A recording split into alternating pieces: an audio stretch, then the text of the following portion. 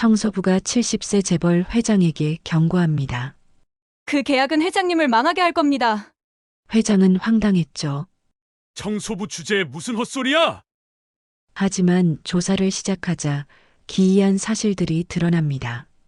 청소부의 과거 8년이 텅 비어 있고 10년 전 딸의 사고 현장에 그녀가 있었다는 것. 그리고 오늘 계약할 회사가 딸의 죽음과 연결돼 있다는 충격적 진실까지. 이 여자는 누구일까? 그리고 왜 지금 나타난 걸까요? 지금부터 놀라운 이야기가 시작됩니다. 오늘 사연 시작하기 전에 무료 버튼인 구독과 좋아요 꼭 눌러주세요. 그리고 지금 이 영상을 어디에서 듣고 계신지 지역이나 장소를 댓글로 남겨주세요. 그러면 여러분들에게 복이 찾아올 거예요. 70세를 넘긴 재계 거물 강도연 회장은 매일 새벽 5시가 되면 어김없이 눈을 뜹니다. 서울 한남동 언덕 위에 자리한 저택은 고요했어요. 너무나 고요해서 가끔은 숨소리조차 크게 들릴 정도였죠. 강도연 회장은 침대에서 일어나 간단히 세수를 하고 거실로 내려와 혼자 조용히 죽 한 숟가락을 뜹니다. 부드러운 흰죽이었어요. 맛도 없고 향도 없지만 강도연 회장에게는 이것만으로도 충분했습니다. 창밖으로 보이는 서울의 새벽은 아직 어둡습니다. 도시의 불빛들이 하나둘 꺼지고 곧 해가 뜨겠죠. 강도연 회장은 그 풍경을 바라보며 죽을 한 숟가락 더 떴어요. 조용했습니다. 너무나 조용했어요. 이 넓은 저택에 강도연 회장 혼자뿐이니까요. 사람들은 강도연 회장을 보며 말합니다. 모든 걸 가진 사람이라고요. 재계를 주름잡는 대성중공업의 회장, 수천억 자산을 가진 거물, 언론에서는 산업화에 살아있는 역사라고 부르죠. 하지만 강도연 회장은 압니다. 자신이 가진 게 아무것도 없다는 걸요. 10년 전 강도연 회장은 하루아침에 모든 걸 잃었습니다. 부인과 외동딸을 교통사고로 잃었어요. 갑작스러웠습니다. 너무나 갑작스러워서 강도연 회장은 장례식장에서조차 눈물 한 방울 흘리지 못했어요. 그냥 멍하니 서 있었죠. 사람들이 위로의 말을 건넸지만 강도연 회장의 귀에는 아무것도 들리지 않았습니다. 그날 이후 강도연 회장은 가족이라는 단어와 완전히 담을 쌓았어요. 명절에도 친척들을 만나지 않았고 회사 직원들의 가족 이야기도 듣지 않으려 했습니다. 가족이라는 단어만 들어도 가슴이 먹먹해졌거든요. 그래서 강도연 회장은 혼자 살기로 했습니다. 이 넓은 저택에서 아무와도 말하지 않고 그저 조용히 하루하루를 보내기로요. 대성중공업은 한국 산업화를 상징하는 기업입니다. 1970년대부터 중공업 분야를 개척해왔고 2000년대에는 해외 시장까지 진출했죠. 하지만 2020년대 들어서면서 위기를 맞았습니다. 경쟁사들의 약진, 시장 환경의 변화, 그리고 내부 경영진의 갈등까지 겹쳤어요. 언론에서는 대성중공업이 곧 무너질 거라는 기사를 쏟아냈죠. 하지만 최근 들어 상황이 달라졌습니다. 대성중공업이 5천억 규모의 해외 에너지 사업 계약을 앞두고 있다는 소식이 전해졌거든요. 재계는 다시 한번 강도연 회장에게 주목하기 시작했습니다. 과연 이 노회한 경영인이 다시 한번 기적을 만들어낼 수 있을까? 사람들은 궁금해했어요. 강도연 회장은 그런 외부의 시선에 별로 신경 쓰지 않았습니다. 계약이 성사되든 안 되든 강도연 회장에게는 이미 중요한 게 아니었어요. 다만 회사를 지켜야 한다는 책임감, 그리고 오랜 세월 함께 온 직원들을 위해서라도 마지막까지 최선을 다할 뿐이었죠. 그런 강도연 회장의 저택에 최근 새로운 사람이 들어왔습니다. 20대 후반의 청소부 윤소정이었어요. 윤소정은 한 달 전 가정부 소개소를 통해 이곳에 왔습니다. 낡은 월세방에서 힘겹게 살아가던 윤소정에게 이 일자리는 소중했어요. 월급도 괜찮았고 무엇보다 조용한 환경이 윤소정에게는 잘 맞았거든요. 윤소정은 조용하고 수줍은 성격이었습니다. 말수가 적었고 사람들과 눈을 잘 마주치지 않았어요. 하지만 눈빛만큼은 달랐습니다. 윤소정의 눈은 이상하리만큼 깊고 슬펐어요. 마치 오랜 세월 무언가를 간직해온 사람처럼 윤소정의 눈빛에는 말로 표현할 수 없는 아픔이 담겨 있었죠. 윤소정은 매일 아침 강도연 회장보다 먼저 일어나 저택을 청소합니다. 거실을 닦고 복도를 정리하고 창문을 닦았어요. 묵묵히 걸레질을 하면서도 윤소정은 가끔 강도연 회장을 스치듯 바라봤습니다. 무언가 말하고 싶은 듯, 그러나 입을 다문 채로요. 강도연 회장도 윤소정을 가끔 봤습니다. 조용히 청소하는 윤소정의 모습은 강도연 회장에게 불편하지 않았어요. 오히려 윤소정이 있어서 저택이 덜 쓸쓸한 것 같았죠. 하지만 강도연 회장은 윤소정에게 먼저 말을 걸지 않았습니다. 강도연 회장은 누구와도 친해지고 싶지 않았거든요. 윤소정도 강도연 회장에게 먼저 말을 걸지 않았습니다.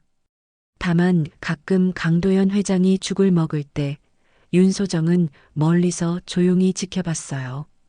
강도연 회장의 뒷모습이 너무나 외로워 보였거든요. 윤소정은 그 모습을 보면서 가슴이 먹먹해졌습니다. 무언가 말하고 싶었지만 윤소정은 참았어요. 아직은 때가 아니라고 생각했거든요. 그렇게 강도연 회장과 윤소정의 일상은 고요하게 흘러갔습니다. 아침이 오면 강도연 회장은 죽을 먹었고 윤소정은 청소를 했어요. 점심이 되면 강도연 회장은 회사로 출근했고 윤소정은 저택을 정리했죠. 저녁이 되면 강도연 회장은 돌아와 간단한 식사를 하고 윤소정은 조용히 퇴근했습니다. 아무 일도 없어 보였습니다. 고요하고 평화로워 보였죠. 하지만 그 고요함 속에는 무언가가 숨어 있었어요. 윤소정의 깊은 눈빛 속에, 강도연 회장의 쓸쓸한 뒷모습 속에, 그리고 이 저택의 고요함 속에요. 적어도 그날 아침까지는 모든 게 평온해 보였습니다. 강도연 회장은 오늘도 어김없이 새벽 5시에 일어나 죽을 먹었고 윤소정은 조용히 청소를 시작했어요. 하지만 운명은 이미 움직이고 있었습니다. 곧 이 고요한 저택에 거대한 폭풍이 몰아칠 테니까요. 계약 전날 아침이었습니다. 강도연 회장은 평소보다 일찍 일어났어요. 오늘은 중요한 날이었거든요. 5천억 규모의 해외 에너지 사업 계약을 위한 최종 미팅이 내일로 다가왔고 강도연 회장은 마지막 점검을 해야 했습니다. 강도연 회장은 서재로 들어가 두꺼운 계약서 파일을 꺼냈어요. 200페이지가 넘는 방대한 양이었죠. 강도연 회장은 안경을 쓰고 한 장 한 장 꼼꼼히 살펴봤습니다. 법률 용어들이 빼곡했지만 강도연 회장은 오랜 세월 이런 계약서들을 봐왔기에 어렵지 않게 이해했어요. 계약 내용은 간단했습니다. 대성중공업이 해외 에너지 회사와 손잡고 동남아시아 지역에 발전소를 건설하는 프로젝트였어요. 투자 규모는 5천억, 예상 수익은 10년간 2조 원이 넘었죠. 재계에서는 이미 이 계약을 두고 강도연 회장의 마지막 대박이라고 평가하고 있었습니다. 강도연 회장은 계약서를 덮고 창밖을 바라봤어요. 날씨가 좋았습니다. 맑은 하늘에 구름 한 점 없었죠. 강도연 회장은 작은 미소를 지었습니다. 오랜만에 느껴보는 만족감이었어요. 이 계약만 성사되면 대성중공업은 다시 한번 도약할 수 있을 겁니다. 오전 10시쯤 강도연 회장은 옷장을 열었습니다. 내일 미팅에 입고 갈새 양복을 꺼내야 했거든요. 진한 남색 양복이었어요. 맞춤으로 제작한 고급 원단이었죠. 강도연 회장은 양복을 침대 위에 펼쳐놓고 구김이 있는지 확인했습니다. 바로 그때였습니다. 노크 소리가 들렸어요. 톡톡톡. 조심스러운 소리였습니다. 강도연 회장은 문 쪽을 돌아봤어요. 들어오세요. 문이 천천히 열리고 윤소정이 들어왔습니다. 윤소정은 평소처럼 청소 도구를 들고 있었어요. 하지만 오늘따라 윤소정의 표정이 달랐습니다. 창백했고 손이 미세하게 떨리고 있었죠. 무슨 일인가요? 강도연 회장이 물었습니다. 윤소정은 입술을 깨물며 한참을 망설이더니 작은 목소리로 말했어요. 회장님, 오늘 그 계약서에 서명하지 마세요. 강도연 회장은 순간 귀를 의심했습니다. 방금 윤소정이 뭐라고 했을까요? 계약서에 서명하지 말라고? 강도연 회장은 화를 내기도 전에 어이가 없었어요. 뭐라고요? 지금 무슨 말을 하는 건가요? 강도연 회장의 목소리가 차갑게 식었습니다. 윤소정은 고개를 숙인 채 대답했어요. 정말 절대로 하시면 안 돼요.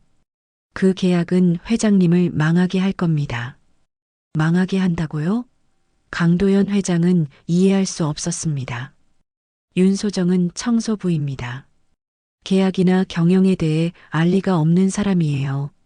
그런 윤소정이 감히 5천억짜리 계약을 막으려 한다니 강도연 회장은 황당했습니다. 지금 장난하는 건가요? 아니면 누가 시킨 건가요? 강도연 회장의 목소리에 날이 섰습니다. 윤소정은 손을 떨며 고개를 들었어요. 윤소정의 눈에는 눈물이 가득했습니다. 장난 아니에요. 정말이에요. 회장님, 제발 그 계약만큼은. 정보가 어디 있죠? 누가 보냈어요? 경쟁사? 아니면 내부 누군가? 강도연 회장이 다그쳤습니다. 하지만 윤소정은 아무 대답도 하지 못했어요. 그저 눈물만 글썽일 뿐이었죠. 윤소정은 말하고 싶었습니다. 하지만 어디서부터 어떻게 설명해야 할지 알 수 없었어요. 강도연 회장은 답답했습니다. 윤소정이 대답을 하지 않으니 더욱 의심스러웠어요. 혹시 정말 누군가의 사주를 받은 걸까요? 아니면 단순히 정신이 온전치 못한 걸까요? 나가보세요. 당장. 강도연 회장이 차갑게 말했습니다. 윤소정은 입술을 깨물며 고개를 숙였어요. 그리고 천천히 방을 나갔죠. 문이 닫히는 소리가 들렸습니다. 강도연 회장은 혼자 남았습니다. 침대 위에 펼쳐진 남색 양복을 바라보며 강도연 회장은 깊은 한숨을 내쉬었어요. 황당한 일이었습니다. 20대 청소부가 5천억짜리 계약을 막으려 한다니 말도 안 되는 상황이었죠. 하지만 묘하게도 강도연 회장의 마음이 불편했습니다.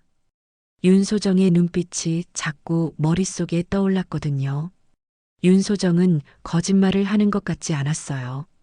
오히려 진심으로 걱정하는 것처럼 보였죠. 하지만 왜? 무엇 때문에? 강도연 회장은 다시 계약서를 펼쳤습니다. 혹시 뭔가 놓친 게 있나 싶어서였어요. 하지만 아무리 봐도 문제될 건 없었습니다. 법률팀이 이미 3번이나 검토했고 회계팀도 수익성을 확인했어요. 완벽한 계약이었습니다. 그날 오후 강도연 회장은 회사로 출근했습니다. 이사회에서는 내일 계약을 축하하는 분위기였어요. 박전무를 비롯한 임원들이 강도연 회장에게 축하 인사를 건넸죠.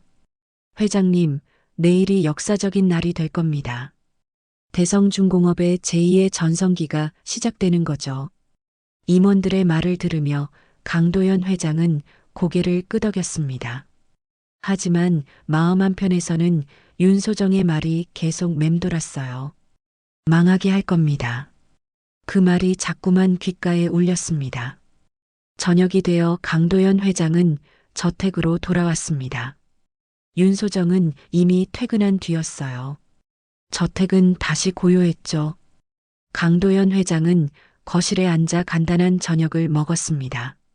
하지만 입맛이 없었어요. 음식이 목으로 넘어가지 않았죠. 밤이 깊어갔습니다. 강도연 회장은 침대에 누웠지만 잠을 이룰 수가 없었어요. 천장을 바라보며 강도연 회장은 계속 생각했습니다. 윤소정은 왜 그런 말을 했을까요? 정말로 계약에 문제가 있는 걸까요? 강도연 회장은 윤소정에 대해 거의 아는 게 없었습니다. 한 달 전 가정부 소개소를 통해 왔고 조용하고 성실하게 일한다는 것뿐이었어요. 윤소정이 어디서 왔는지, 어떤 과거를 가졌는지 강도연 회장은 관심도 없었죠. 하지만 이제는 궁금해졌습니다.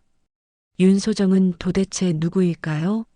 왜 그런 말을 했을까요? 강도연 회장은 침대에서 일어나 서재로 갔어요. 그리고 윤소정의 이력서를 꺼냈습니다. 이력서는 간단했습니다. 이름, 나이, 주소, 학력. 특별한 건 없었어요. 고등학교를 졸업하고 여러 아르바이트를 전전하다 이곳에 왔다고 적혀 있었죠. 평범한 20대의 이력이었습니다. 강도연 회장은 이력서를 다시 서랍에 넣었어요. 그리고 창밖을 바라봤습니다. 서울의 야경이 펼쳐져 있었죠. 수많은 불빛들이 반짝이고 있었습니다. 강도연 회장은 중얼거렸어요. 왜 그런 말을 한 걸까? 밤은 더욱 깊어갔습니다. 하지만 강도연 회장은 여전히 잠들지 못했어요. 머릿속에서 윤소정의 말이 계속 맴돌았거든요. 그 계약은 회장님을 망하게 할 겁니다. 망하게 한다. 그 말의 의미가 뭘까요? 윤소정은 정말로 무언가를 알고 있는 걸까요? 아니면 단순한 걱정에서 나온 말일까요? 강도연 회장은 알 수 없었습니다. 하지만 한 가지는 확실했어요. 윤소정의 눈빛이 거짓말을 하는 사람의 눈빛이 아니었다는 것. 윤소정은 진심이었습니다. 새벽 3시가 되어서야 강도연 회장은 겨우 잠이 들었습니다. 하지만 편안한 잠은 아니었어요. 꿈속에서도 강도연 회장은 윤소정의 떨리는 목소리를 들었거든요. 서명하지 마세요. 그 목소리가 계속해서 강도연 회장을 괴롭혔습니다. 내일이면 계약입니다. 5천억짜리 계약. 대성중공업의 미래가 걸린 계약이에요. 하지만 강도연 회장의 마음 한구석에는 의심이 자라나고 있었습니다. 과연 이 계약은 정말 괜찮은 걸까요? 윤소정의 경고는 무엇을 의미하는 걸까요? 강도연 회장은 알 수 없었습니다. 하지만 곧 진실이 드러날 것입니다. 다음 날 아침 강도연 회장은 평소보다 일찍 눈을 떴습니다. 시계를 보니 새벽 4시 반이었어요. 겨우 1시간 정도 잠을 잔 것 같았습니다. 강도연 회장은 침대에서 일어나 세수를 하고 서재로 갔어요. 오늘이 바로 계약일이었거든요. 하지만 강도연 회장의 머릿속에는 계약보다 다른 생각이 가득했습니다. 윤소정. 어제 윤소정이 한 말이 밤새 강도연 회장을 괴롭혔어요. 계약을 하지 말라는 경고, 그리고 망하게 될 거라는 말. 도대체 윤소정은 무엇을 알고 있는 걸까요? 강도연 회장은 책상 앞에 앉았습니다. 그리고 서랍에서 윤소정의 이력서를 다시 꺼냈어요. 어젯밤에도 봤지만 다시 한번 꼼꼼히 살펴봤습니다. 이름 윤소정, 나이 28, 학력 고등학교 졸업, 경력 음식점 서빙, 편의점 아르바이트, 청소 용역. 평범했습니다. 너무나 평범한 이력이었어요. 특별한 건 하나도 없었죠. 하지만 강도연 회장은 묘한 느낌을 받았습니다. 뭔가 빠진 것 같다는 느낌이었어요. 고등학교를 졸업한 게 10년 전인데 그 사이의 기록이 너무 단순했거든요. 강도연 회장은 전화기를 들었습니다. 그리고 회사 인사팀장에게 전화를 걸었어요. 새벽 5시였지만 강도연 회장은 기다릴 수 없었습니다. 여보세요, 회장님? 인사팀장의 목소리가 잠에 덜 깬 채로 들렸어요. 미안하지만 지금 당장 확인해 줄 게 있네. 우리 집 청소부로 있는 윤소정이라는 사람 신원을 다시 한번 조사해 주게. 지금요? 아, 네, 알겠습니다. 인사팀장은 놀란 목소리로 대답했습니다. 강도연 회장이 직접 청소부의 신원을 조사하라고 하다니 이례적인 일이었거든요. 최대한 자세히 파악해 주게. 학력, 경력, 가족관계, 과거 거주지, 모든 걸 다. 알겠습니다, 회장님. 오늘 중으로 보고 드리겠습니다. 전화를 끊고 강도연 회장은 창밖을 바라봤어요. 서울의 새벽은 여전히 어두웠습니다. 하지만 멀리 동쪽 하늘이 조금씩 밝아지고 있었죠. 곧 해가 뜰 것입니다. 강도연 회장은 계약서를 다시 펼쳤습니다. 오늘 오후 2시 서울 여의도에 있는 투자사 본사에서 최종 서명식이 있어요. 재계 인사들과 언론이 모두 참석하는 자리였죠. 강도연 회장은 그 자리에 가야 했습니다. 하지만 마음이 편치 않았어요.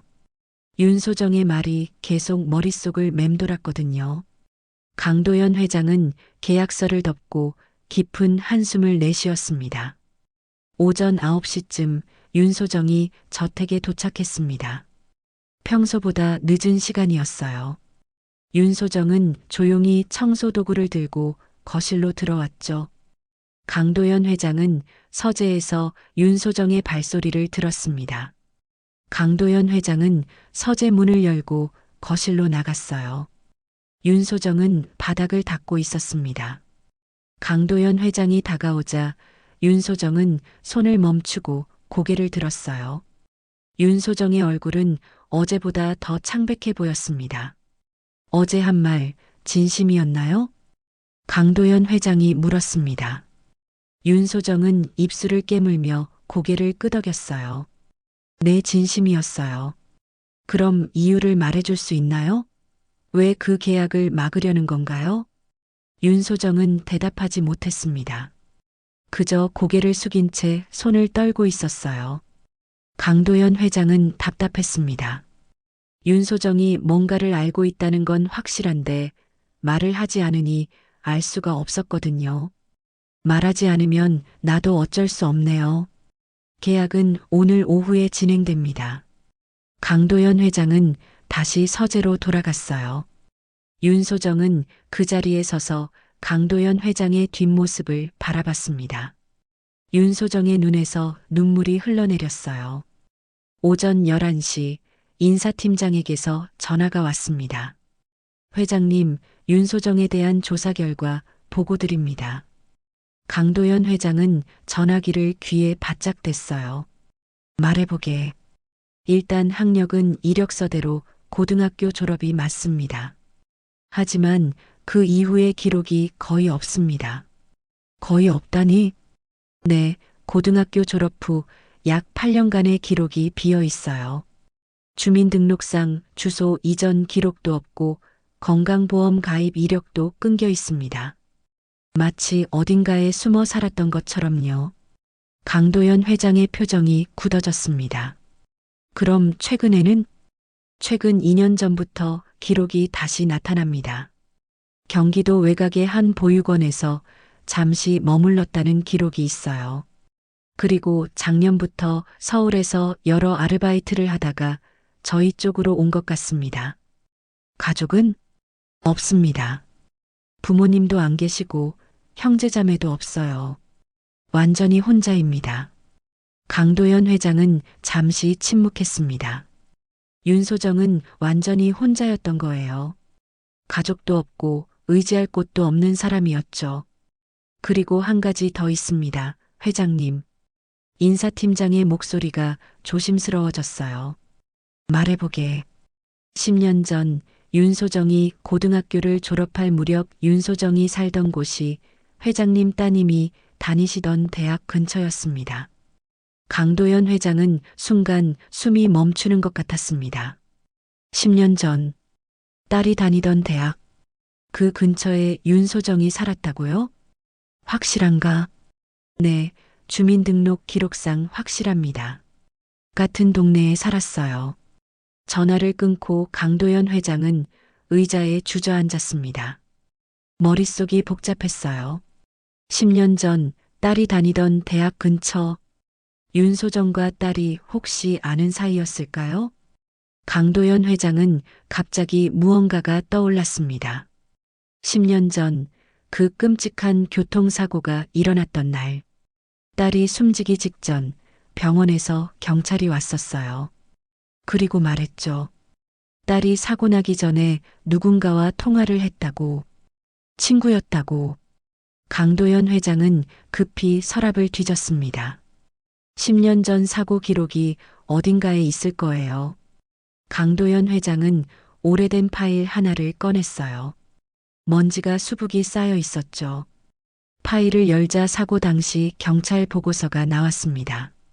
강도연 회장은 떨리는 손으로 보고서를 읽었어요. 그리고 한 문장에서 손이 멈췄습니다. 사고 직전 피해자는 친구 윤모 씨와 통화 중이었음. 윤모 씨, 성이 윤이었습니다. 강도연 회장의 심장이 빠르게 뛰기 시작했어요. 설마 그 친구가 윤소정일까요? 강도연 회장은 자리에서 벌떡 일어났습니다. 그리고 거실로 나갔어요. 윤소정은 여전히 청소를 하고 있었습니다. 강도연 회장은 윤소정 앞으로 다가갔어요. 윤소정.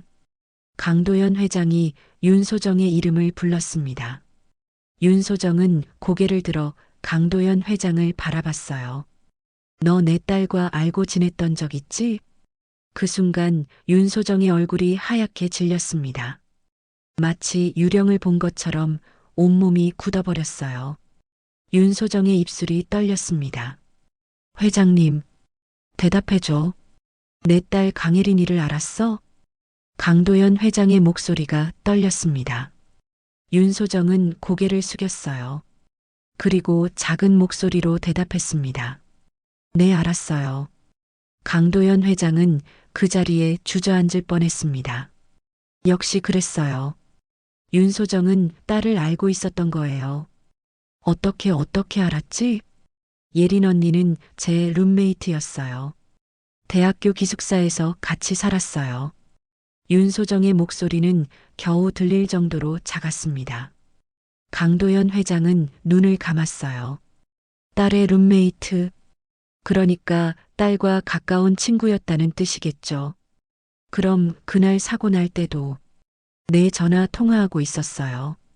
언니가 절 보러 오는 길이었어요. 윤소정의 눈에서 눈물이 흘러내렸습니다. 강도연 회장도 눈물을 참을 수 없었어요. 10년 동안 억눌러왔던 슬픔이 한꺼번에 치밀어 올랐습니다. 왜 이제 와서 나타난 거지? 강도연 회장이 물었습니다. 윤소정은 손을 떨며 대답했어요. 회장님, 그 얘긴 아직은 말할 수 없어요. 하지만 제발 오늘 그 계약만큼은 하지 마세요. 왜? 딸과 무슨 관계가 있는 건가? 윤소정은 고개를 끄덕였습니다. 하지만 더 이상 말하지 않았어요. 윤소정의 눈빛은 이미 모든 걸 말하고 있었습니다. 뭔가 큰 비밀이 있다는 것. 그리고 그 비밀이 딸의 죽음과 관련이 있다는 것. 강도연 회장은 윤소정을 바라봤습니다. 이제 사건은 단순한 계약 문제가 아니었어요. 딸의 죽음 10년 전의 비극, 그리고 윤소정의 경고. 모든 게 하나로 연결되고 있었습니다. 오후 1시 강도연 회장은 양복을 입었습니다. 계약식은 1시간 뒤였어요. 하지만 강도연 회장의 마음은 이미 결정을 내리지 못하고 있었습니다. 과연 이 계약을 진행해야 할까요? 아니면 윤소정의 말을 믿어야 할까요? 강도연 회장은 거울 속 자신을 바라봤습니다. 70세의 노인, 재계의 거물.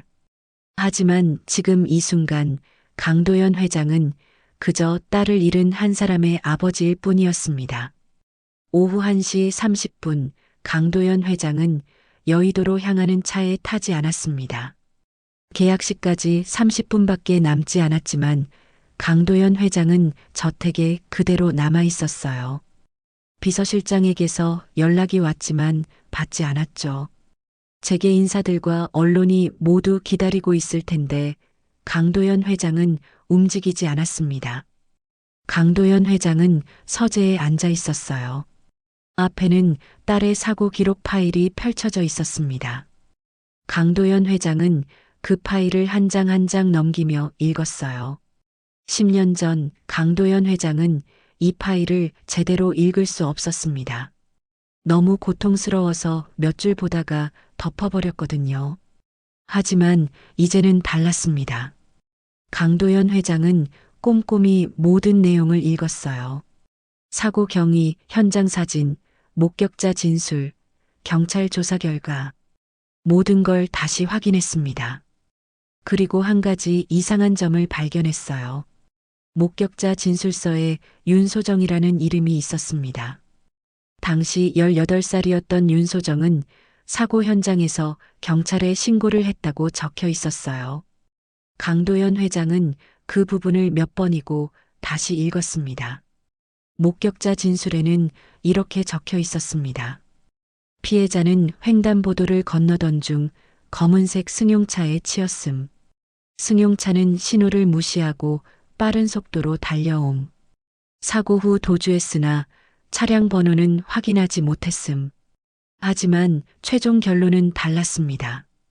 음주운전 차량에 의한 단독사고. 가해 차량 미확인으로 사건 종결. 강도연 회장은 이해할 수 없었어요. 목격자가 분명히 차량을 봤다고 했는데 왜 미확인으로 처리된 걸까요? 강도연 회장은 전화기를 들었습니다. 그리고 개인정보 분석 담당에게 전화를 걸었어요. 강도연 회장이 신뢰하는 사설조사 기관이었죠. 지금 당장 10년 전 사건을 다시 조사해 주시오. 모든 기록을 찾아내고 당시 경찰 담당자도 찾아보시오. 알겠습니다, 회장님. 시간이 좀 걸릴 수 있습니다만 오늘 안에 결과를 주시오. 얼마가 들든 상관없으니. 강도연 회장의 목소리는 단호했습니다. 조사기관 담당자는 강도연 회장의 절박함을 느꼈는지 바로 일을 시작했어요. 오후 2시 계약식 시간이었습니다. 강도연 회장의 휴대폰에는 연락이 쏟아져 들어왔어요. 비서실장, 박전무, 이사진, 심지어 투자사 측에서도 전화가 왔죠. 하지만 강도연 회장은 모든 전화를 무시했습니다. 거실에서는 윤소정이 조용히 서 있었어요. 윤소정은 청소를 멈추고 강도연 회장이 있는 서재 문을 바라보고 있었습니다. 윤소정도 알고 있었어요. 지금이 계약 시간이라는 걸. 하지만 강도연 회장은 가지 않았죠. 오후 3시쯤 조사기관에서 첫 번째 보고가 왔습니다. 회장님, 10년 전 사고 담당 경찰을 찾았습니다. 당시 교통과 김경이었는데 지금은 퇴직했더군요. 그 사람을 만나보시오. 이미 만났습니다. 그리고 흥미로운 사실을 들었어요. 조사관의 목소리가 낮아졌습니다. 김경희 말로는 당시 사건을 종결하라는 압력이 있었다고 합니다. 위에서 내려온 지시였대요. 더 이상 조사하지 말고 단독사고로 처리하라고요. 강도연 회장의 얼굴이 굳어졌습니다. 압력? 누가? 그건 김경희도 모른다고 합니다. 다만 아주 높은 곳에서 내려온 지시였다고 하더군요. 김경희는 그때 이상하다고 생각했지만 거역할 수 없었답니다. 강도연 회장은 주먹을 쥐었어요. 압력? 높은 곳에서의 지시. 그렇다면 딸의 사고는 정말로 단순 사고가 아니었던 걸까요? 더 조사하시오. 당시 어떤 차량이 연루됐는지, 누가 압력을 넣었는지. 알겠습니다. 최대한 빨리 보고 드리겠습니다. 전화를 끊고 강도연 회장은 서재 문을 열었어요. 그리고 거실에 서 있는 윤소정을 불렀습니다. 윤소정, 이리 와봐요. 윤소정은 천천히 서재로 들어왔습니다. 강도연 회장은 윤소정을 의자에 앉게 하고 사고 기록 파일을 펼쳤어요. 여기 당신 이름이 있더군요. 당신이 목격자였어요. 윤소정은 파일을 보며 고개를 끄덕였습니다. 네, 맞아요. 그날 무슨 일이 있었는지 말해줄 수 있나요? 제발 솔직하게 말해주세요. 강도연 회장의 목소리는 떨리고 있었어요. 윤소정은 눈을 감았습니다. 그리고 천천히 입을 열었어요. 그날 예린 언니한테서 전화가 왔어요. 언니는 겁에 질려 있었어요. 누군가한테 쫓기고 있다고, 지금 당장 만나야 한다고요. 윤소정의 목소리가 떨렸습니다. 전 언니를 만나러 나갔어요. 약속 장소는 학교 앞 횡단보도였죠. 언니는 반대편에서 저를 보고 손을 흔들었어요. 그리고 횡단보도를 건너기 시작했어요. 윤소정의 눈에서 눈물이 흘러내렸습니다. 그때 검은색 차가 나타났어요. 굉장히 빠른 속도로 달려오더니 언니를 쳤어요. 일부러 친 것 같았어요. 강도연 회장은 숨이 턱 막혔습니다. 일부러라고? 내 차는 속도를 줄이지 않았어요.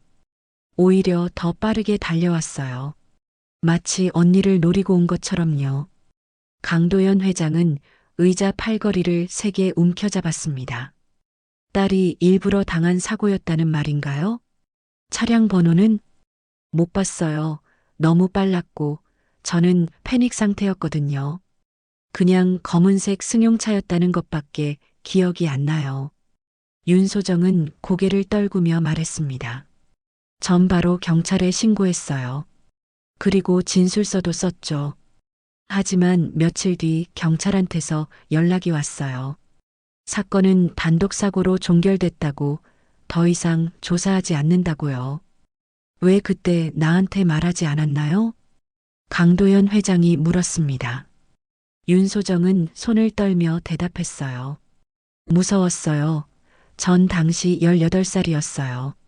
미성년자였고 의지할 곳도 없었죠. 그리고 경찰도 덮어버린 사건인데 제가 뭘 할 수 있겠어요? 윤소정의 목소리는 절망적이었습니다.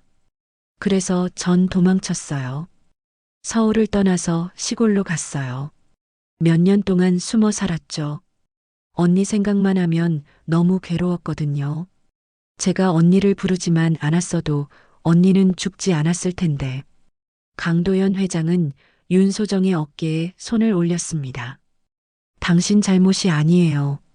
절대로. 하지만 윤소정은 고개를 저었어요. 아니에요. 제 잘못이에요. 전 언니를 지키지 못했어요. 강도연 회장과 윤소정은 한동안 말없이 앉아 있었습니다. 두 사람 모두 같은 사람을 잃었고 같은 슬픔을 안고 살아왔어요. 강도연 회장은 딸을 잃은 아버지였고 윤소정은 친구를 잃은 소녀였죠. 오후 5시 조사기관에서 두 번째 보고가 왔습니다. 회장님, 충격적인 사실을 발견했습니다. 조사관의 목소리가 긴장되어 있었어요. 말해보시오. 당시 사고 현장 근처 상가 건물에 폐쇄회로 카메라가 있었습니다.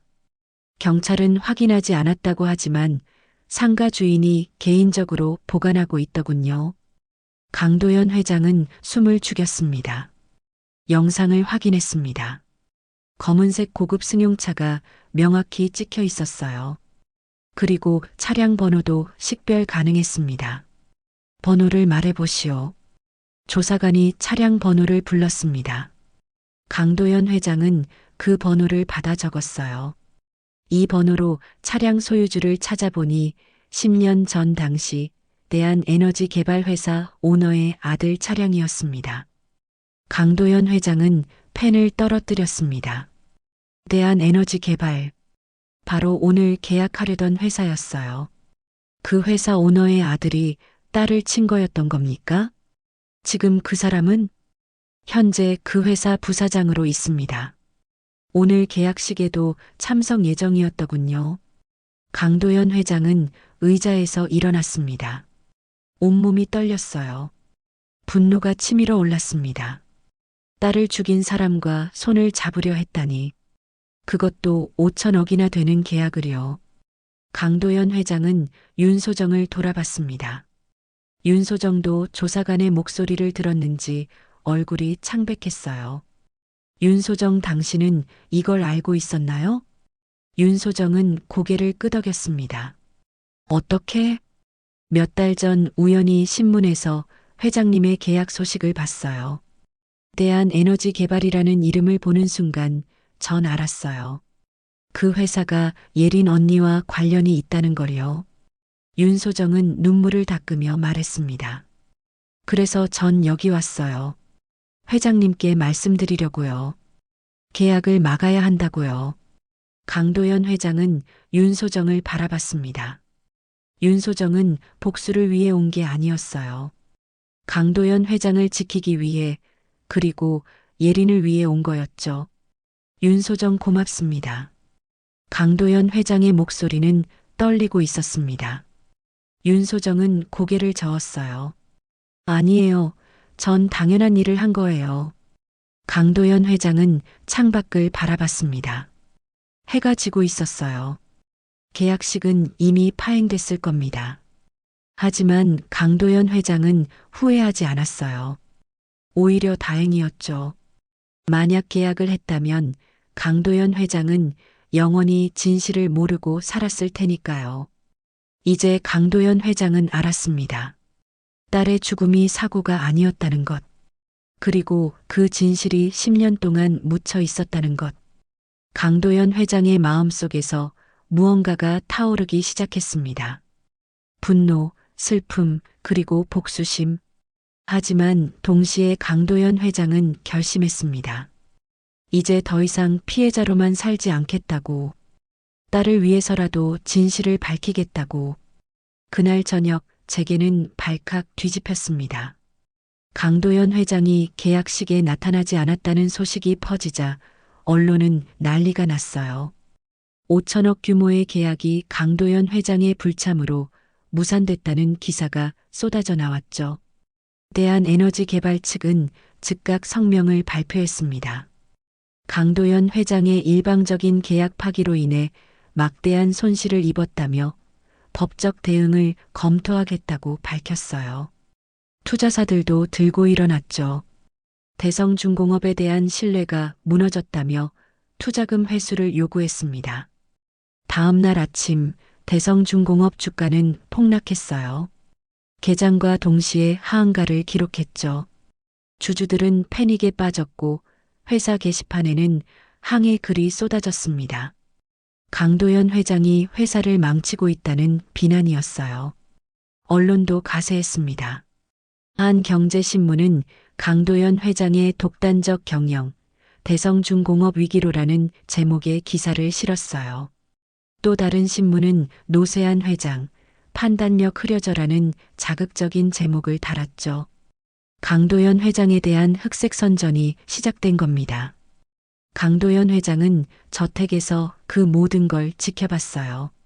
텔레비전 뉴스에서는 대성중공업 이야기만 나왔습니다. 강도연 회장은 리모컨으로 채널을 돌렸지만 어느 채널이나 같은 이야기였어요. 윤소정은 강도연 회장 옆에서 조용히 서 있었습니다. 윤소정도 텔레비전을 보고 있었어요. 미안한 마음이 들었죠. 윤소정 때문에 강도연 회장이 이런 공경에 처한 것 같았거든요. 회장님, 제가 잘못했어요. 제가 나서지 말았어야 했는데. 윤소정이 떨리는 목소리로 말했습니다. 하지만 강도연 회장은 고개를 저었어요. 아니에요. 당신이 아니었다면 난 영원히 진실을 모르고 살았을 거예요. 오히려 고마워요. 강도연 회장의 말에 윤소정은 눈물을 글썽였습니다. 강도연 회장은 윤소정의 어깨를 가볍게 두드려줬어요. 오전 10시 비서실장에게서 급한 연락이 왔습니다. 회장님, 이사회가 긴급 소집됐습니다. 오늘 오후 2시에 본사에서 회의가 열립니다. 무슨 안건인가? 회장님 해임건입니다. 강도연 회장은 예상했던 일이었어요. 이 사진들이 가만히 있을 리 없었죠. 강도연 회장의 독단적인 결정으로 회사가 위기에 빠졌다고 판단했을 겁니다. 알았네. 참석하겠네. 전화를 끊고 강도연 회장은 양복을 입었습니다. 전쟁터에 나가는 심정이었어요. 하지만 강도연 회장은 물러서지 않을 생각이었습니다. 딸을 위해서라도요. 오후 2시 대성중공업 본사 회의실. 이사진 12명이 모두 모여 있었습니다. 강도연 회장이 들어서자 모두 일어났지만 분위기는 싸늘했어요. 평소와 달리 환영하는 눈빛이 아니었죠. 강도연 회장은 회장석에 앉았습니다. 그리고 이 사진들을 둘러봤어요. 모두 무거운 표정이었습니다. 사회이사 한 명이 먼저 입을 열었어요. 회장님, 이번 계약 파기건에 대해 설명을 듣고 싶습니다. 왜 아무런 사전 논의도 없이 일방적으로 계약을 파기하신 겁니까? 강도연 회장은 천천히 대답했습니다. 개인적인 이유가 있었습니다. 개인적인 이유요? 5천억짜리 계약을 개인적인 이유로 파기하신 겁니까? 다른 이사가 목소리를 높였어요. 강도연 회장은 침착하게 말했습니다. 그 계약은 회사에 독이 될 거였습니다. 제가 확인한 바로는 대한 에너지 개발에는 심각한 문제가 있었어요. 무슨 문제 말씀이십니까? 그건 지금 말씀드리기 어렵습니다. 강도연 회장의 대답에 이 사진들은 술렁거렸어요. 말하기 어렵다니 도대체 무슨 이유란 말인가요? 바로 그때 박 전무가 일어났습니다. 박 전무는 강도연 회장의 오른팔로 불리던 사람이었어요. 20년 넘게 강도연 회장을 보좌해왔죠. 하지만 오늘 박 전무의 표정은 달랐습니다. 회장님, 저도 더 이상 함께 갈 수 없습니다. 박 전무의 말에 회의실이 조용해졌어요. 강도연 회장은 박 전무를 바라봤습니다. 무슨 말인가, 박 전무? 회장님께서는 최근 들어 정상적인 판단을 하지 못하고 계십니다. 회사는 회장님의 개인 감정으로 굴러가는 곳이 아닙니다.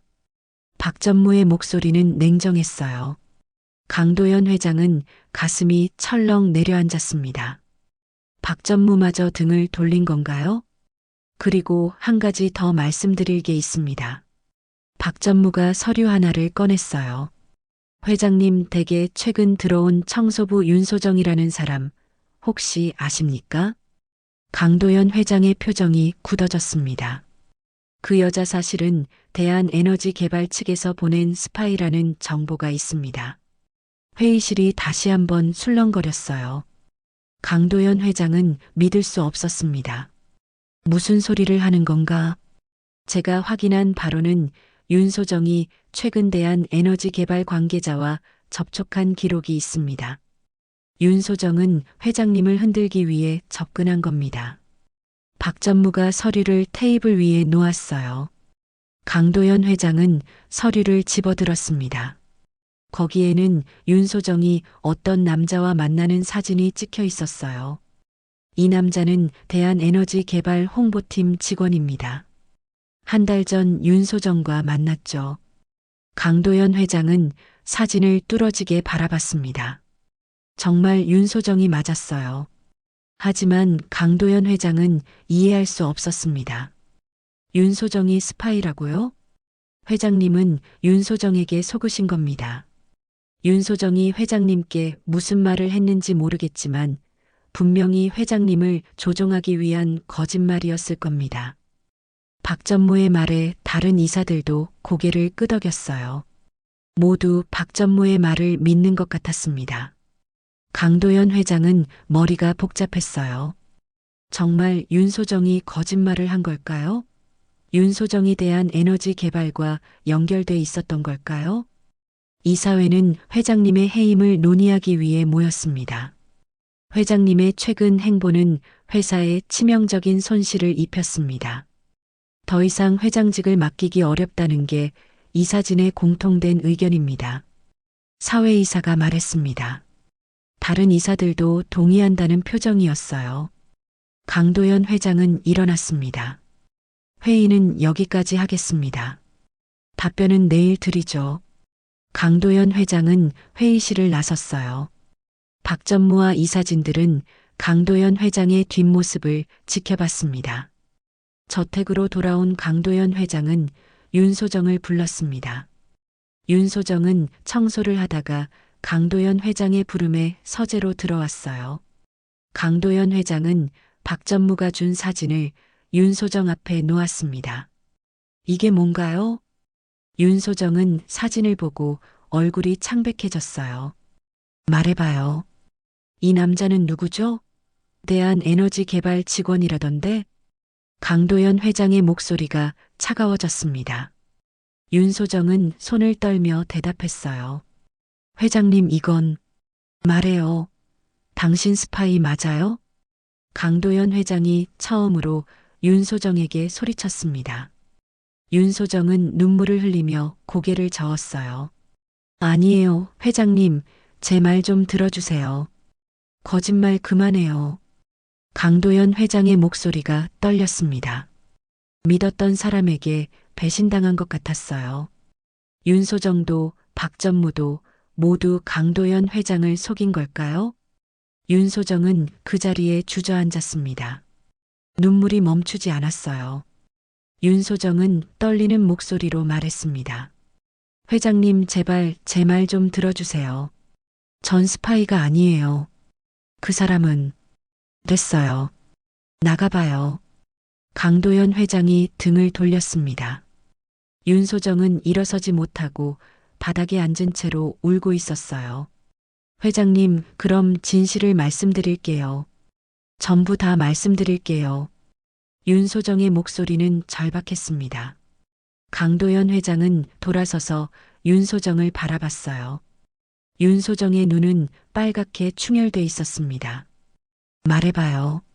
진실이 뭔가요? 강도연 회장이 물었습니다. 윤소정은 눈물을 닦으며 천천히 입을 열었어요. 윤소정은 바닥에 앉은 채 눈물을 닦았습니다. 그리고 떨리는 목소리로 말하기 시작했어요. 10년 전 회장님 따님 예린 언니의 룸메이트였어요. 대학교 기숙사에서 같이 살았죠. 예린 언니는 정말 좋은 사람이었어요. 언니는 저한테 언니처럼 대해줬어요.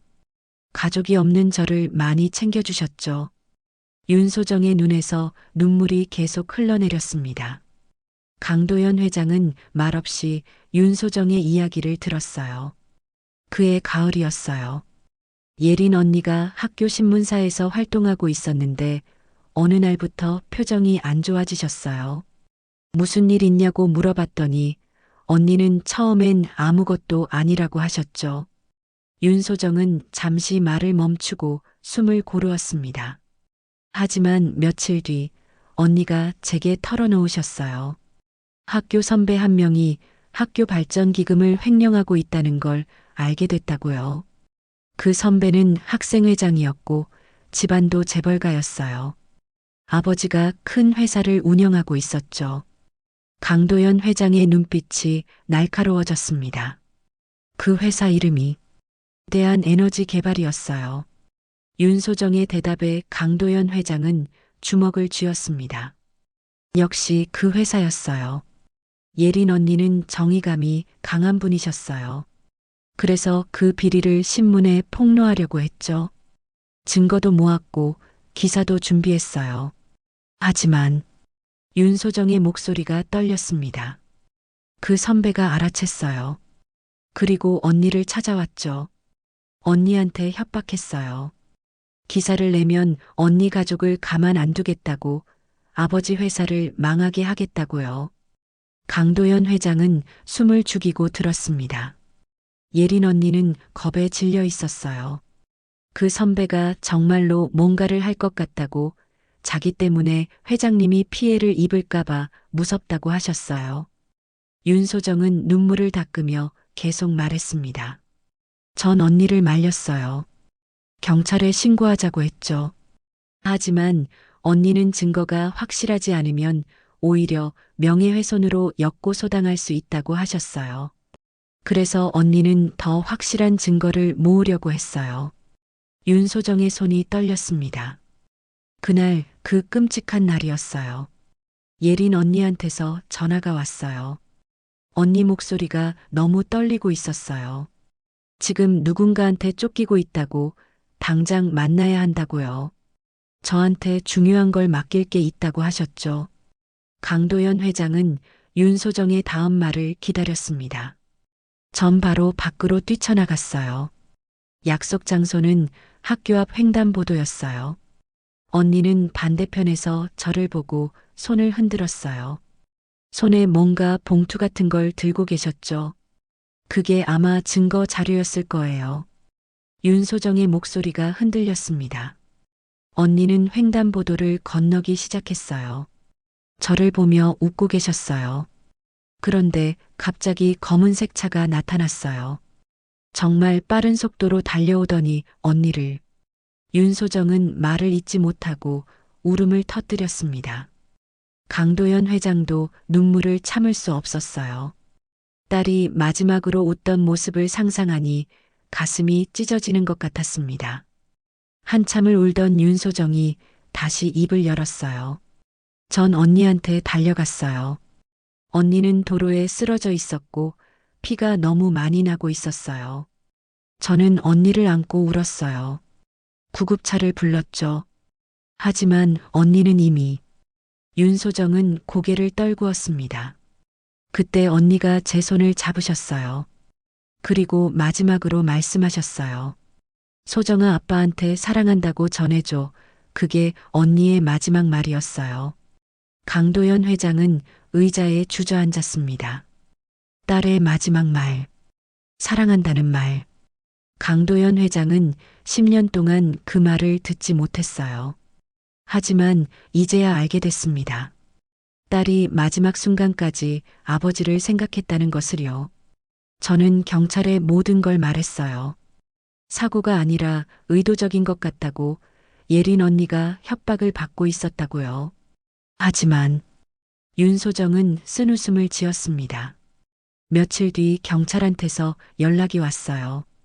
사건은 음주운전 차량에 의한 단독사고로 종결됐다고, 더 이상 조사하지 않는다고요. 저는 항의했어요. 하지만 경찰은 제 말을 믿지 않았죠. 강도연 회장은 주먹을 쥐었습니다. 경찰이 사건을 덮어버린 거였어요. 아마 위에서 압력이 들어왔겠죠. 그리고 얼마 뒤 무서운 일이 생겼어요. 제가 살던 기숙사 앞에 누군가가 나타나기 시작했어요. 저를 지켜보는 것 같았죠. 밤에 혼자 걸어가면 뒤에서 따라오는 발소리가 들렸어요. 윤소정의 목소리가 떨렸습니다. 전 너무 무서웠어요. 18살이었고 의지할 곳도 없었죠. 그래서 전 도망쳤어요. 서울을 떠나 시골로 갔어요. 보육원에서 지내며 숨어 살았죠. 강도연 회장은 윤소정을 바라봤습니다. 어린 나이에 얼마나 무서웠을까요? 친구를 잃고 혼자 도망쳐야 했던 윤소정의 삶이 가슴 아팠습니다. 그렇게 8년을 살았어요. 예린 언니 생각만 하면 너무 괴로웠어요. 제가 언니를 부르지만 않았어도 언니는 살았을 텐데. 당신 잘못이 아니에요. 강도연 회장이 말했습니다. 하지만 윤소정은 고개를 저었어요.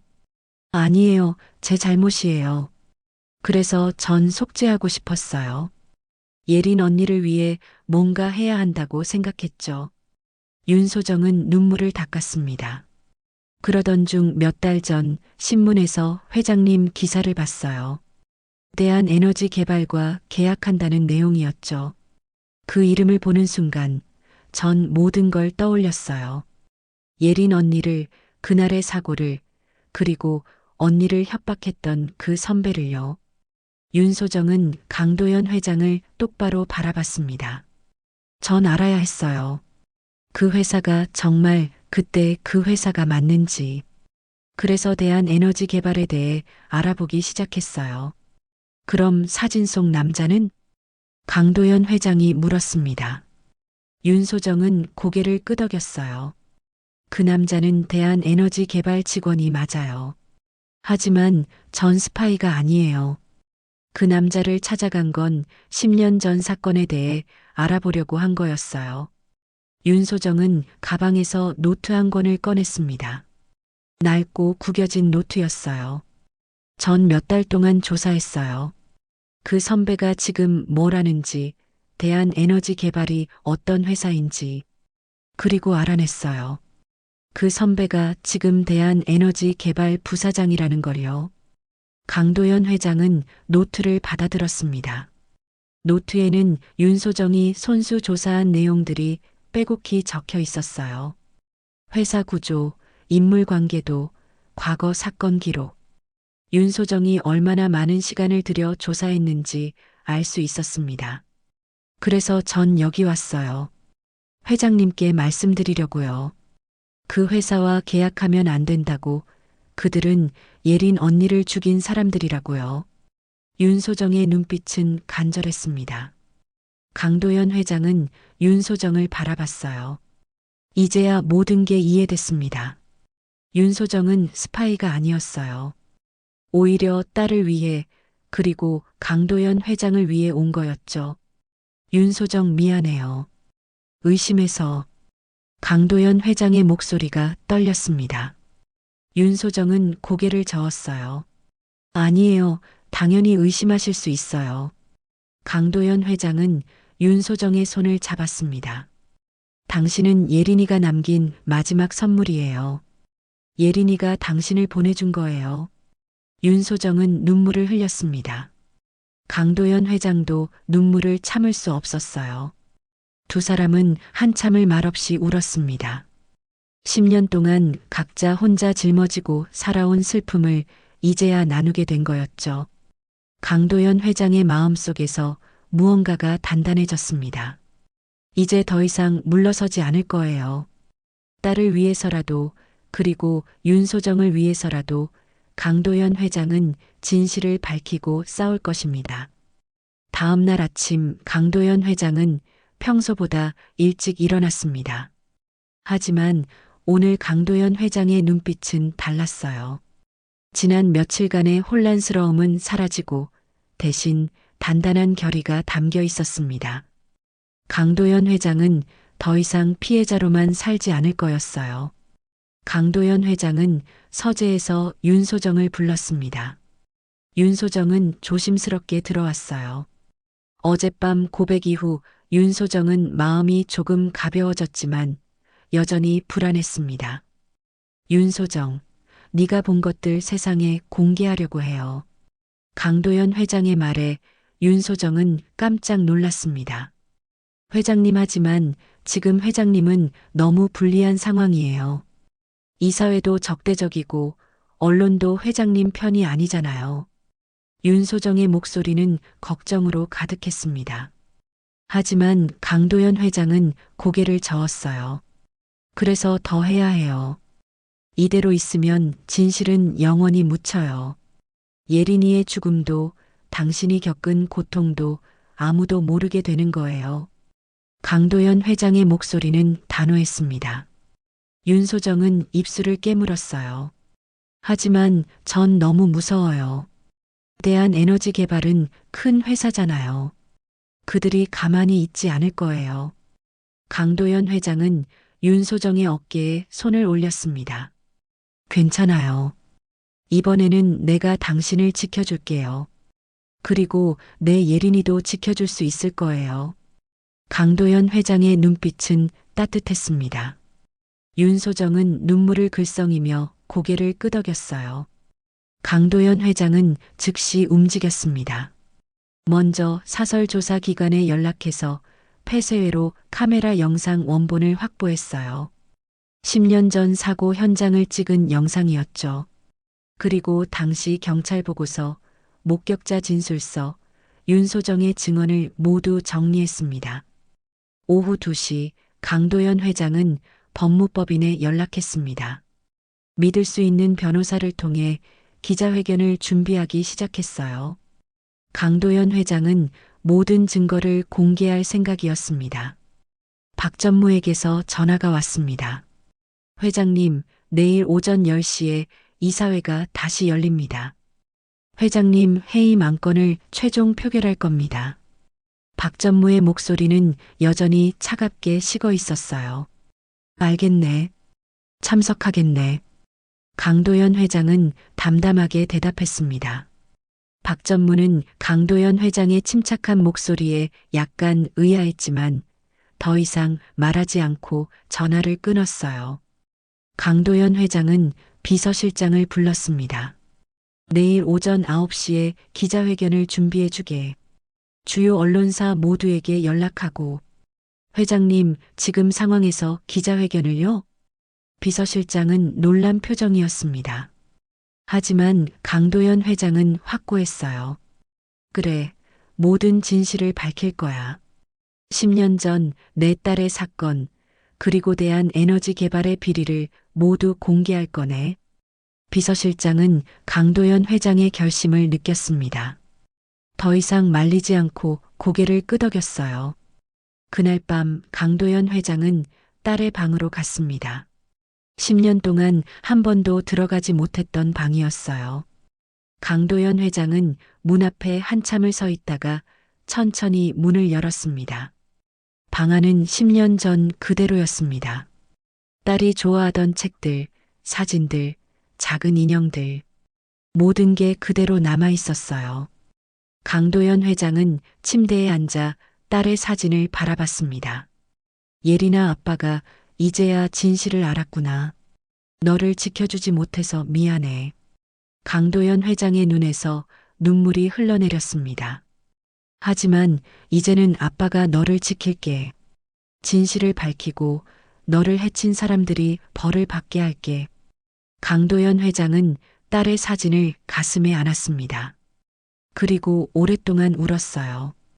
다음 날 아침 9시 대성중공업 본사 대강당. 수십 명의 기자들이 모여 있었습니다.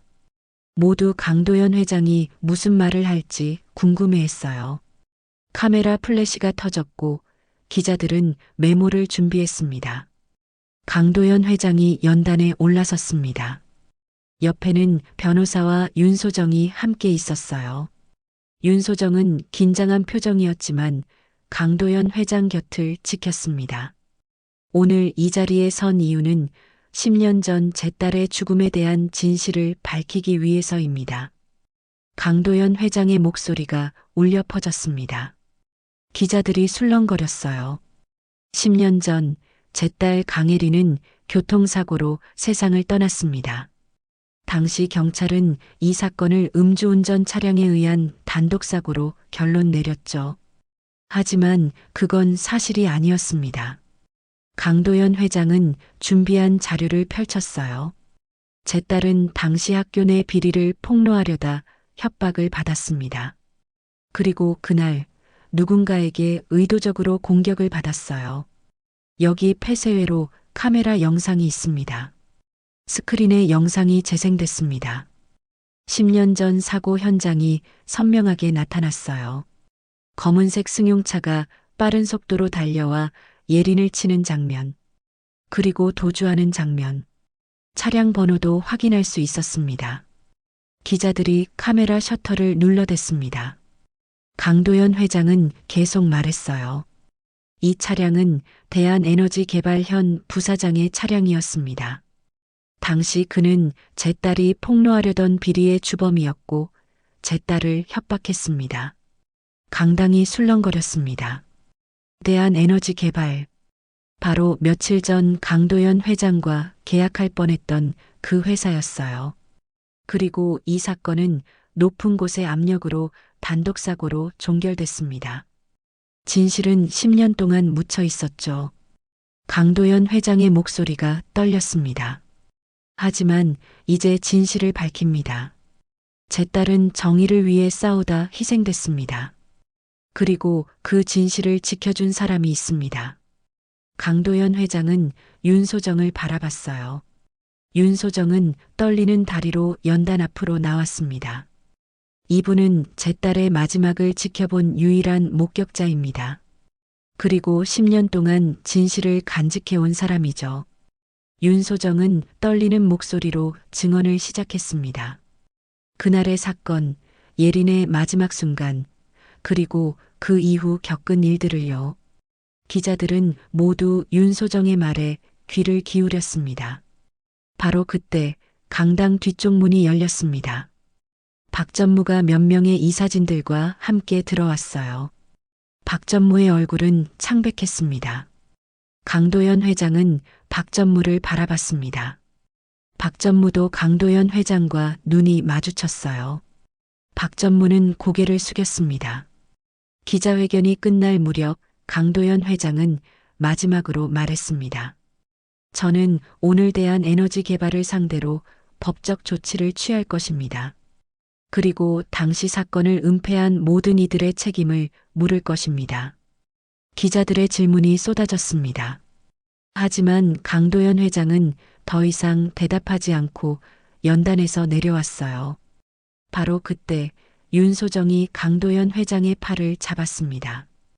회장님, 사실 하나 더 있어요.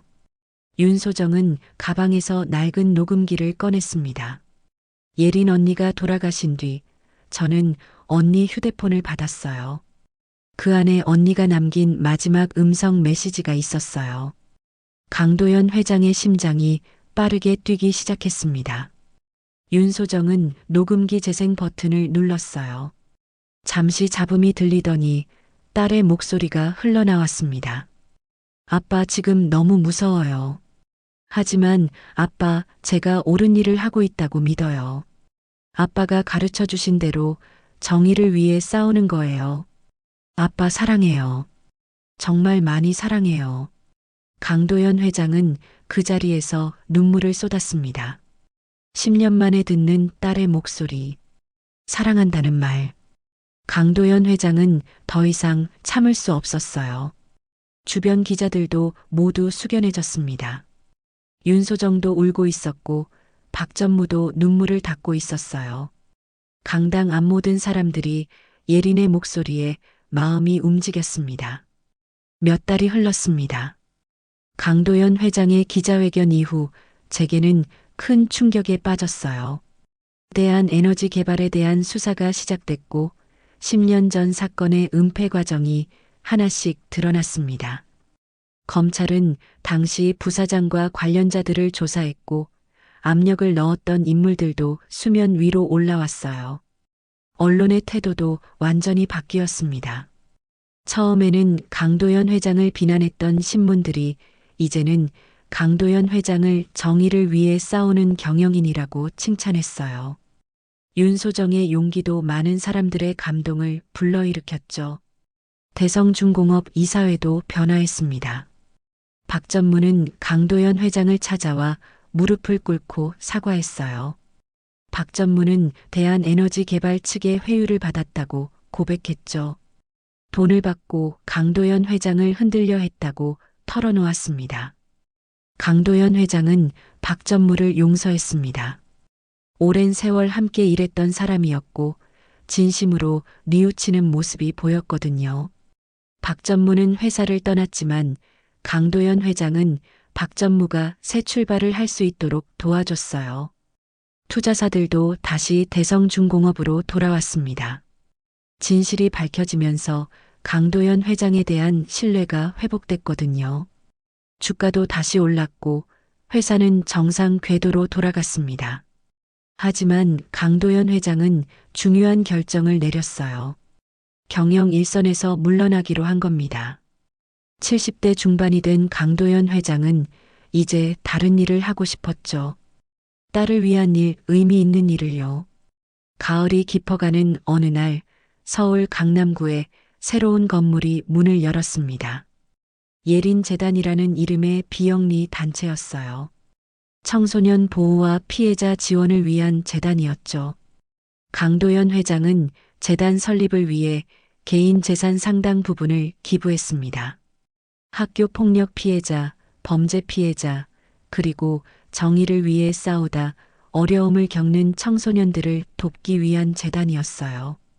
재단 사무실은 따뜻했습니다. 밝은 색의 벽지, 편안한 소파, 그리고 곳곳에 놓인 화분들. 강도연 회장은 이곳이 상처받은 사람들에게 안식처가 되길 바랐어요. 윤소정은 재단의 첫 직원이 됐습니다. 윤소정은 상담 업무를 맡았어요.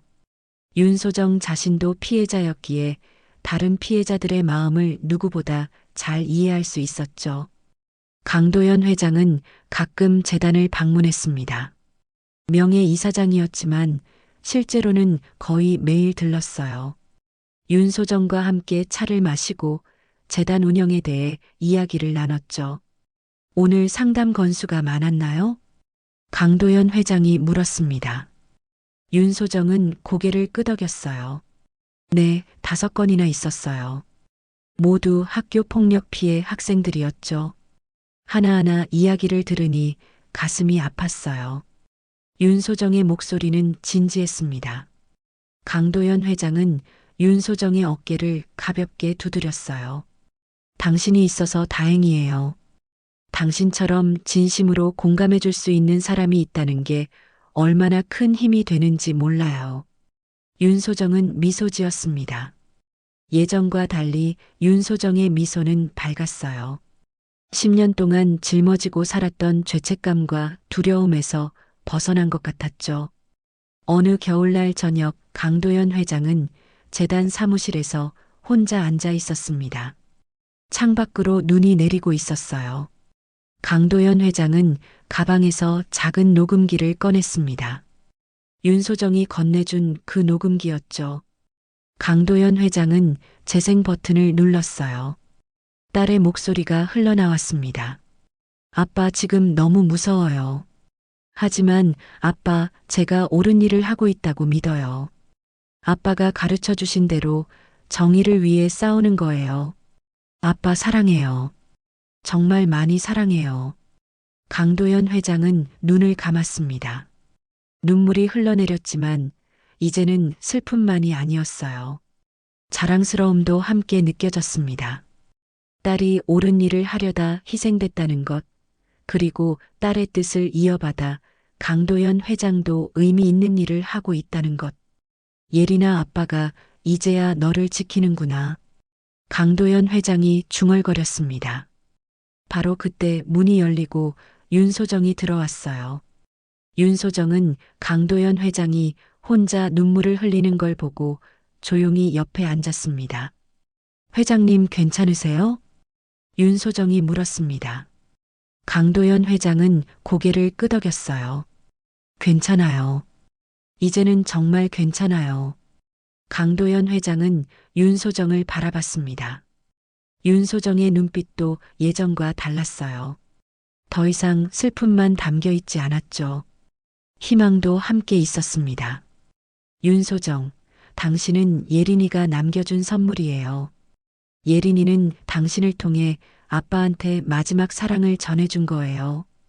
강도연 회장의 말에 윤소정은 눈물을 글썽였습니다. 회장님도 저한테 선물이에요. 저는 10년 동안 혼자였어요. 하지만 이제는 가족 같은 분이 생겼어요. 두 사람은 서로를 바라보며 미소 지었습니다. 서로 다른 길을 걸어왔지만 같은 슬픔을 나눈 두 사람은 이제 서로에게 위로가 되고 있었어요. 창밖의 눈은 계속 내리고 있었습니다. 하얀 눈이 도시를 덮어가는 모습은 아름다웠어요. 마치 슬픈 과거를 덮고 새로운 시작을 알리는 것처럼요. 강도연 회장과 윤소정은 창밖을 바라보며 앉아 있었습니다. 두 사람의 인생은 너무나 다른 곳에서 시작됐지만 하나의 진실을 통해 만났고 서로를 구하고 치유하게 됐습니다. 예린의 죽음은 비극이었습니다. 하지만 예린이 남긴 정의와 사랑은 두 사람을 통해 계속 이어지고 있었어요. 예린 재단을 통해 더 많은 사람들이 도움을 받고 더 많은 정의가 실현되고 있었죠. 강도연 회장은 속으로 말했습니다. 예린아, 아빠는 이제 괜찮아. 네가 보내준 소정이가 함께 있어서 외롭지 않아. 우리 둘이서 내 뜻을 이어갈게. 윤소정도 마음속으로 말했습니다. 언니, 이제 회장님은 괜찮으세요. 그리고 저도 괜찮아요. 언니 덕분에 저는 가족을 얻었어요. 이야기는 비극에서 시작됐지만 가족을 잃은 두 사람이 서로에게 다시 가족 같은 온기를 만들며 끝을 맺습니다. 슬픔은 사라지지 않았지만 그 슬픔을 함께 나누며 두 사람은 앞으로 나아가고 있었습니다. 예린은 떠났지만 예린이 남긴 사랑과 정의는 계속해서 살아 숨쉬고 있었습니다. 그리고 그것이야말로 진정한 치유였습니다. 더 많은 이야기로 다시 찾아올게요. 구독과 좋아요는 무료이며 큰 힘이 됩니다. 댓글 무료인 거 아시죠? 댓글로 여러분의 많은 의견 들려주세요.